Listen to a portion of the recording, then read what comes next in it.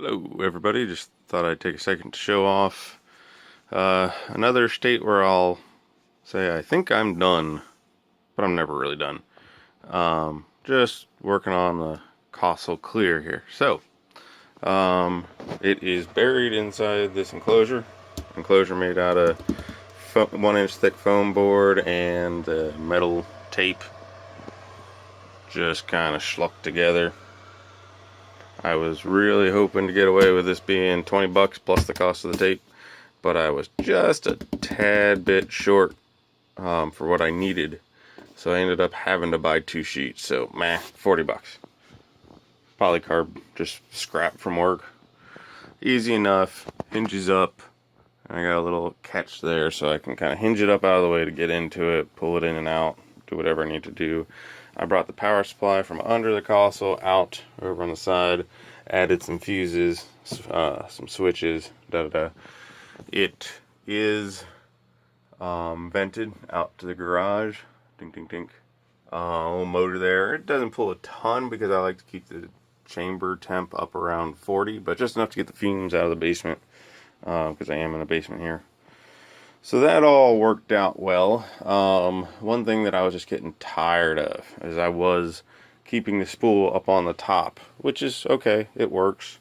A little bit dicey, you know, if anything ever happens and you drop the spool, you're dropping it right on your hot end assembly. So that's not good.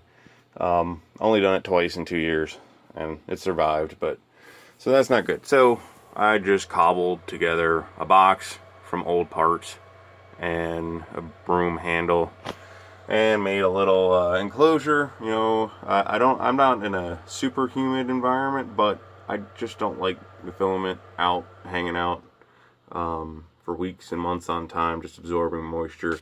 I got the little rechargeable desiccant thing in there, and in my head, if that thing, you know, gets full of water, or says it's full of water within a week or two in my home / area, then that tells me I don't want to leave this out like that. So whatever, does it really matter? I don't know, whatever, it works. I can't say I have any issues. I can't say I have any issues when I do get lazy and leave one out for a week or two, but can't hurt. So yep, it's all in a box. Box and hinges, it's semi-sealed, I'd say. You know, it ain't perfect, but there's some seal stuff around there, so it kinda seals. Spools, and then they each go down into that. I kind of swing it up out of the way, and it's not too bad to, you know, even if I need to get to the one all the way on the inside, pull it out, take off a spool and just set it out of the way, and get myself in there, get to the one I need, get it out, get it in, and I'll make sure to put what filament that I rarely change on the inside. So right now that's some Ninja Flex, which I barely print with, but occasionally do. So, yep. So that's there. So then the one thing I didn't think about at first when doing this is all that filament is just going to dangle here and get in the way when you're not using it. So what I did was just make some simple guides so I can kind of drape it over to the sides, put it in there, and then my filament change is just popping it out and putting it, you know, over on the side, and then popping the new stuff in. Works great. I'm hoping PLA, I print mostly ABS just because. I'm hoping PLA isn't so brittle that it cracks every time I try to do it. But anyways, trying to make my life simpler. See how that works out.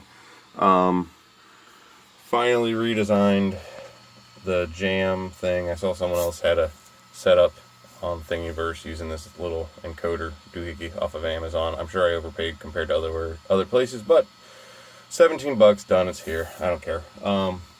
I do like the TPU wheel, the single wall, and it basically just acts like a spring and keeps it against the bushing. So that's working out really nice, honestly.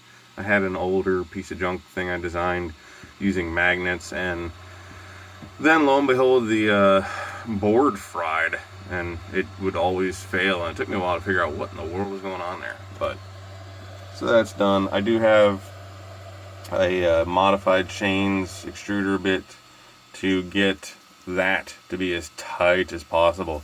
So now I can print TPU with that extruder. So that's nice. Still can't do Ninja Flex there, but for Ninja Flex, we just pop down here, and there's, you know, abortion of a extruder design, which is really just gross, but it works. And just a bearing, and I printed this in nylon because thinking everything would slide better, and I guess I think it's doing what I want it to do compared to ABS or whatever. It does work. I haven't printed a ton with it yet, but I did get a couple successful benchies in Ninja Flex. So yeah, I'm pretty happy with that. It looks like it's working. To change between extruders, you unplug one, plug in the other. Very simple. Maybe eventually I add a Y and a couple of relays, and then you could switch the extruder on the fly while printing and da-da-da. And maybe if I have a project that needs it, maybe I'll do that. Right now I'm just trying to say, okay, this is good enough, stop improving things and just sit back and print junk. I did come up with dual blowers here mounted up completely out of the way, so that's really cool, and some very low profile fan shroud to get around there. Pretty happy with that. That pretty much opened up the build area back to max, because so now the fans won't stick out and hit anything, so that worked out really well. Going to an E3D hot end version 6 was the best thing I've ever done. That was very nice. So what else is new here? Obviously you see all these wires going everywhere. That's my crash detection. So if ever something goes wrong and the head comes off or whatever, those switches are going to open up, and then the signal from the jam encoder will open, and then it'll pause. So a little bit of protection there. That's nice. So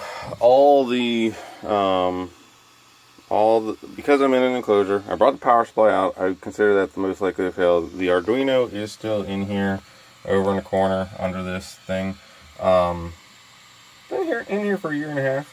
I haven't had a problem yet, so that's doing all right. I can't complain. Really gross. Just added some relays there. Just taped off, over out of the way. Looks like junk, but whatever. It got done quick. I was happy with this fan. So because the Arduino's in here, I figured I might as well actively cool it a little bit. TPU on the fan mount. So moving it around or whatever, if I hit it, it's not going to break. This stuff's just tough and it flexes a bit. That's just really cool. Had to redesign it to get it lower than the bed. Once I went to these new fan shrouds, worked out well.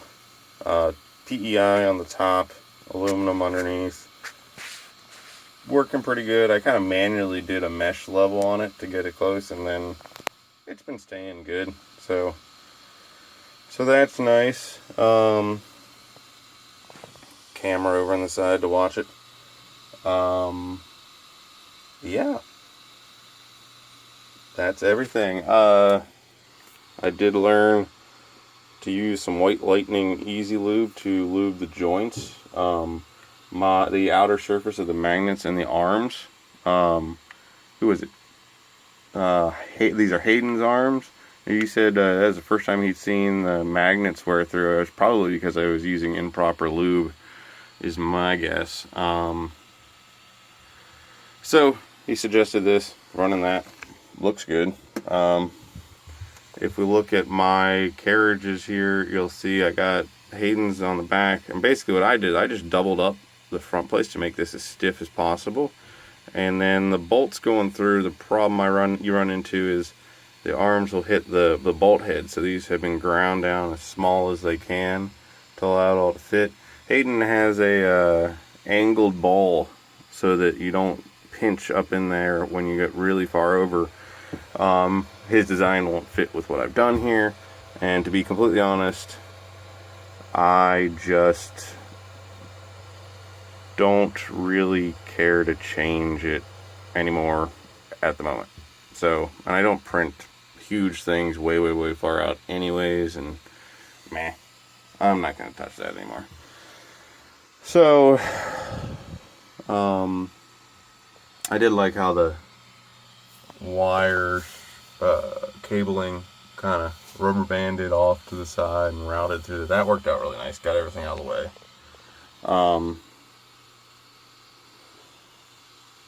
Yep. Mucking with this thing for 2 years. It does run well. It took a lot to get it there. And I am just trying to convince myself that that's enough.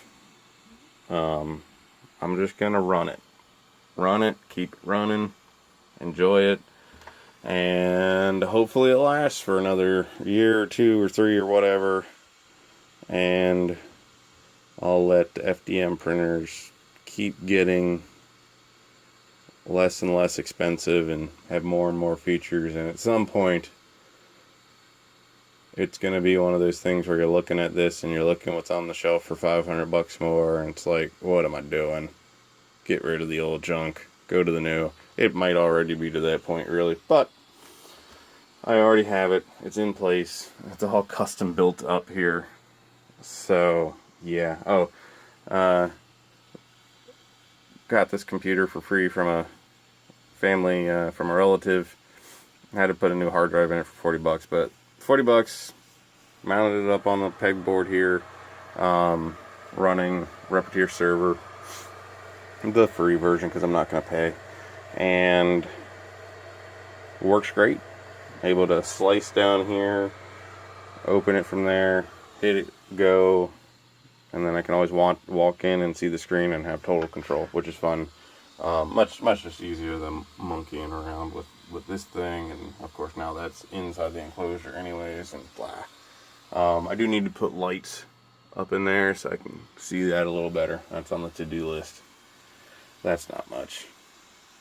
Trying to call it done. Just wanted to share everything I went through and did on this thing over the course of time. Thanks. Bye.